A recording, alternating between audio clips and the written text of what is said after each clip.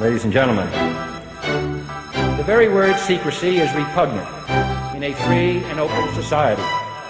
And we are, as a people, inherently and historically opposed to secret societies, to secret oaths, and to secret proceedings. We decided long ago that the dangers of excessive and unwarranted concealment of pertinent facts far outweighed the dangers which are cited to justify it.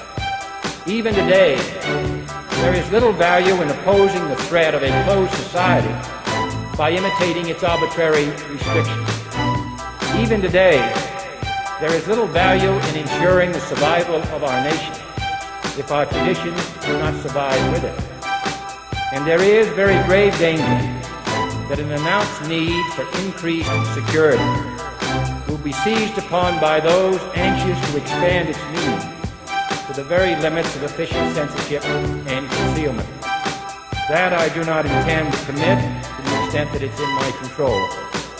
And no official of my administration, whether his rank is high or low, civilian or military, should interpret my words here tonight. Let yourself go. Ease your body. Ladies and gentlemen. Ladies and gentlemen. Ladies and gentlemen. Ladies and gentlemen. Ladies and gentlemen. Ladies and gentlemen. Ladies and gentlemen. Ladies and gentlemen. Ladies, ladies, ladies, ladies, ladies, ladies, ladies, ladies, ladies, ladies, ladies, ladies, ladies, ladies, ladies, ladies, ladies,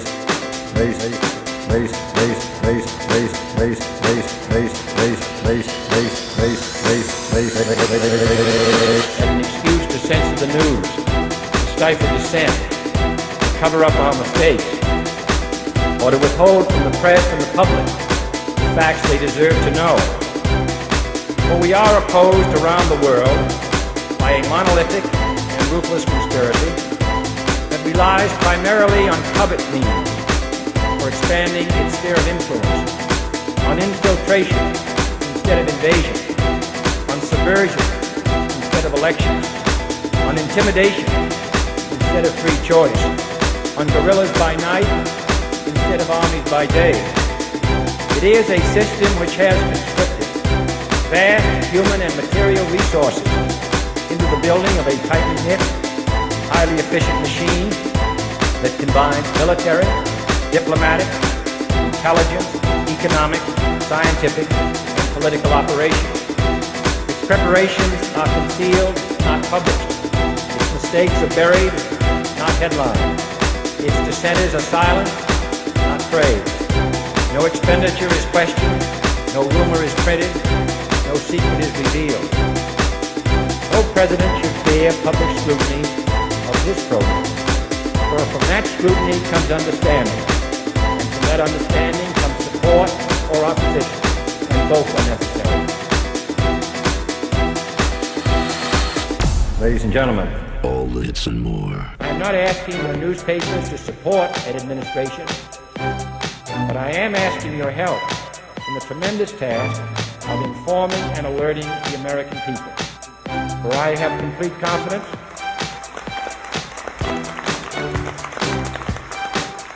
in the response and dedication of our citizens whenever they are fully informed. I not only could not stifle controversy among your readers, I welcome it. This administration intends to be candid about its errors. For as a wise man once said, an error doesn't become a mistake until you refuse to correct it. We intend to accept full responsibility for our errors, and we expect you to point them out when we miss them.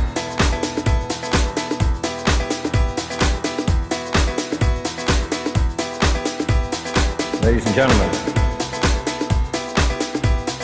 ladies and gentlemen, ladies and gentlemen, ladies and gentlemen, Ladies and gentlemen, ladies and gentlemen, without debate, without criticism, no administration and no country can succeed, and no republic can survive. That is why the Athenian lawmaker Solon decreed it a crime for any citizen to shrink from controversy. And that is why our press was protected by the First Amendment, the only business in America specifically protected by the Constitution, not primarily to amuse and entertain, not to emphasize the trivial and the sentimental, not to simply give the public what it wants, but to inform, to arouse, to reflect, to state our dangers and our opportunities, to indicate our crises and our choices, to lead, mold, educate, and sometimes even anger public opinion.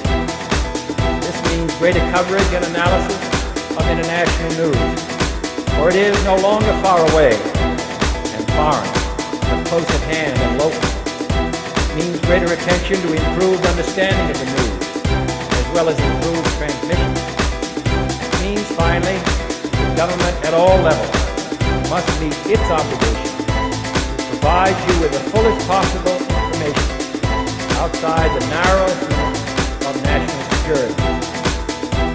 So it is to the printing press, to the recorder of man's deeds, the keeper of his conscience, the courier of his news, that we look for strength and assistance, confident that with your help, man will be what he was born to be, free and independent.